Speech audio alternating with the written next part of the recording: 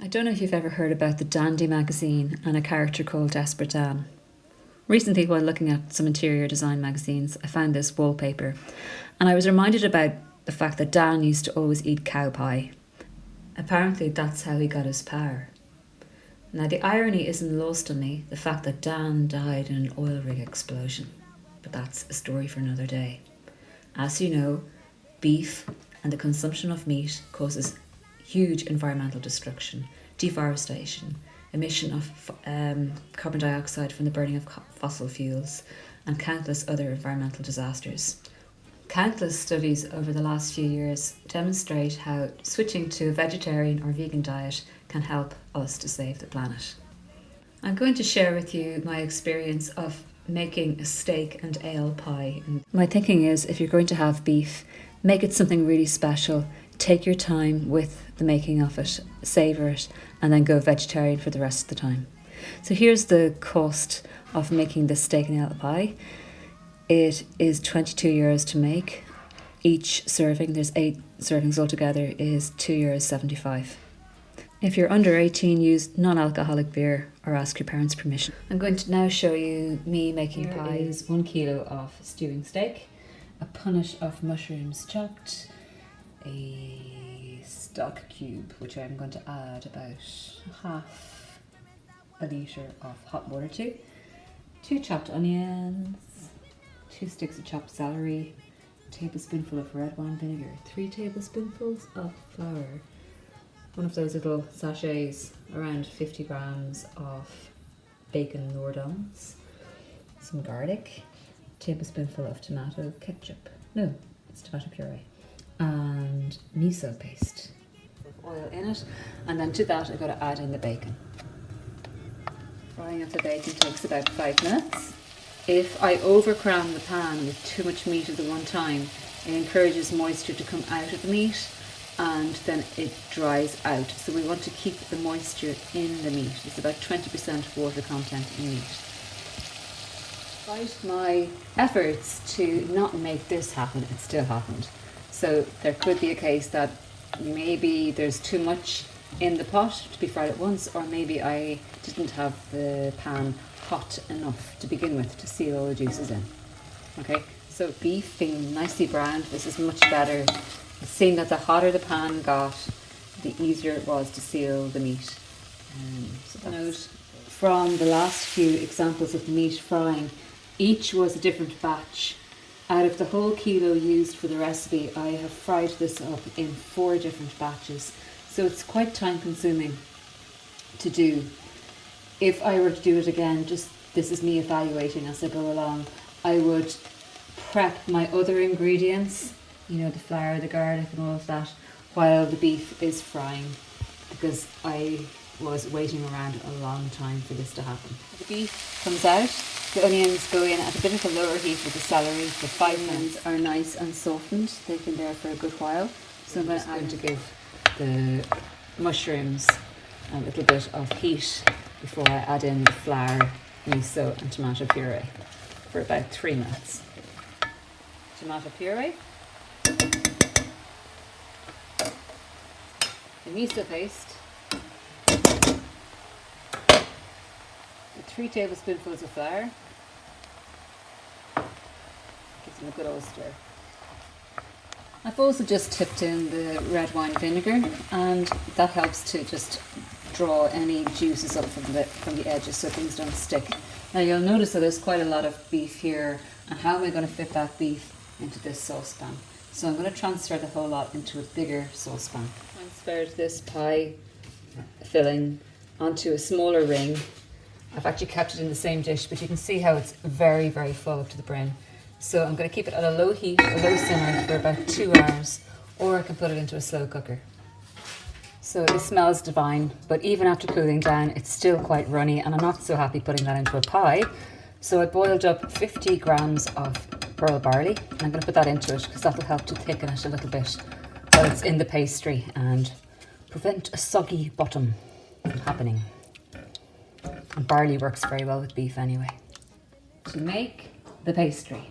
You can rub the fat into the flour, or like what I'm about to do, get 700 grams of plain flour, 150 grams of butter, 150 Fritex, which is beef, white, fat, lard, 2 teaspoonfuls of mustard powder and a generous pinch of sea salt into the bowl of a food processor with the blade attachment. You can always use your fingertips. I've split the audio from this part because no one wants to listen to a food processor. It's a good idea to make the pastry the night before and leave it in the fridge. Take it out about a half an hour before you're going to roll it, or it'll be too stiff. I realised that it's far too big a quantity of pastry to go into my food processor. I think it's about a 2.53 litre capacity bowl here that I have. So if I was doing this again, I would split the flour in half, and I would make 2 batches of, you know, the fine breadcrumb mixture like this. I would rub the butter into 350 of the flour, and then I'd rub the lard into 350 of the flour, and then I'd combine the 2 batches with the egg yolks, which is what I'm going to do now. It took absolutely ages to rub the fat into the flour. The lard is much more brittle than butter, so it doesn't lend itself to the food processor as well as the butter did, but that could also have been because I overcrowded the food processor. Anyway, it's done now. I had to do the last bit by hand. And then what I'm going to do is just get 2 egg yolks, right, put them in there, and 100 millilitres of water, all right.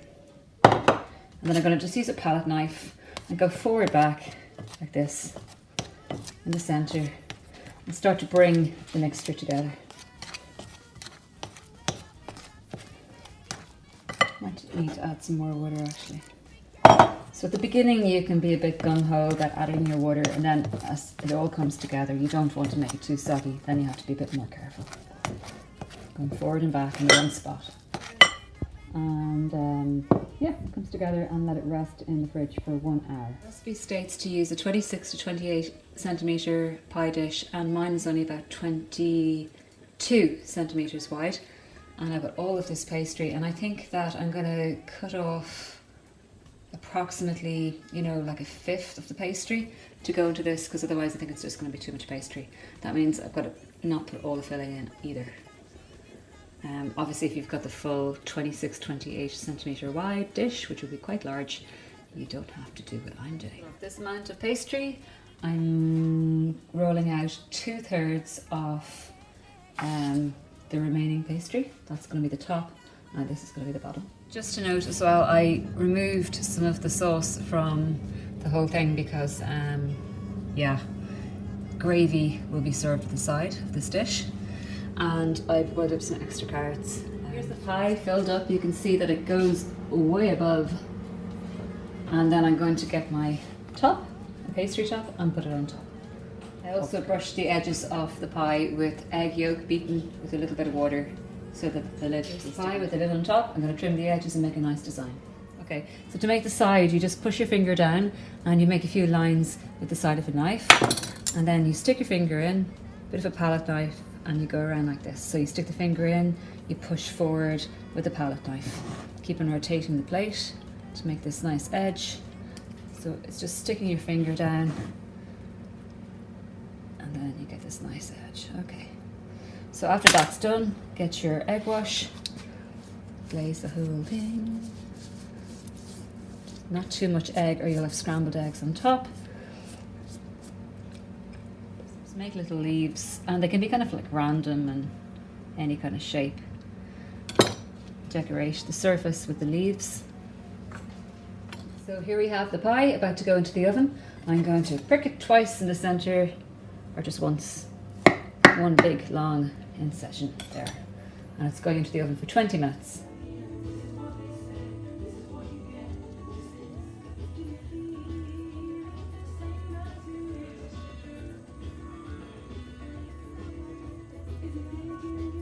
So here's my version of Desperate Dan's cow pie.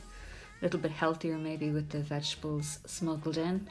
The ale gives a nice sweet, bitter flavour. I served this with boiled potatoes in their skin on the side, and I used the extra gravy to mop into the potato, which was delicious, and had some boiled turnips and carrots mashed on the side. Easy. Wake up world, wake up world, wake up and stop sleeping. Although we're using a slow cooker for this recipe, we're just going to use a minimum amount of fuel. We still have to brown off the onions and the garlic before we add them to the slow cooker. Here we've got all the onions in the saucepan, just browning them off a little bit, and then to that I'm going to add garlic for 1 minute. The other ingredients that are going to go into the stew, we've got some celery, carrots, sun-dried tomatoes, paprika, cinnamon, turnip, bay leaves and tomato puree. So the slow cooker is on, and into that I'm going to put 250 grams of butter beans, but in fact I'm going to put in the whole bag because what I figure is it's going to take up, we're just going to experiment. Okay, so here I have 3 onions gone in, which have been sauteed with a whole bulb of garlic, and then into that, do you not have to soak those beans? And because it's a slow cooker, it's going to be cooking really slowly for like 10 hours. So that's going to include the soaking and the cooking all in one. Thank you. And then I'm going to get the celery. That's about 3 stalks, 2 bays, 2 tablespoonfuls of tomato puree, half of a turnip diced. God, I hope it all fits into my slow cooker. Some spices. I might regret this. Anyway, this is the learning. Sun-dried tomatoes and carrots. Now, as well as this, I need some moisture. So for that, I'm going to have a can of tomatoes, which will probably dissolve throughout the baking. And then I'll put in about 4 cans full of water into that too. Put it onto a low setting for 10 hours. So this should be ready in the morning time. And here is the butter bean stew in the morning. So this has actually been on from 6 p.m. till 7:20 a.m. This is 13 hours and 20 minutes on. And actually, I've had it on low heat, and the butter beans have swelled up as they would do overnight if they were soaking. I did remove some of the mixture from the pot because it was too full. So I'm going to just test if one of these is cooked all the way through. It smells lovely. Not cooked. So I'm going to leave it for another few hours. It's now 2 p.m. in the afternoon, so technically this has been on for 20 hours, and you can see that it's actually getting quite hot and the butter beans are getting thick. So I'm going to just test that these are cooked. It looks quite done. After 20 hours it would want to. So the butter beans are cooked now, and this is ready to be served up. I'm going to have it with some toast and cheese.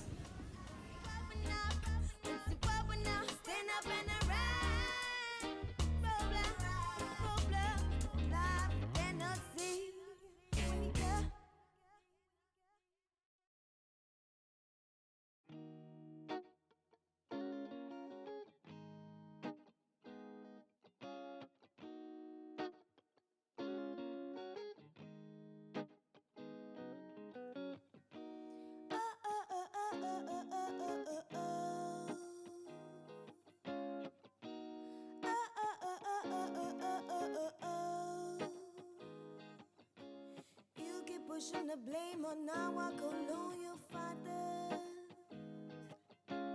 You say they came and they took all we had possessed.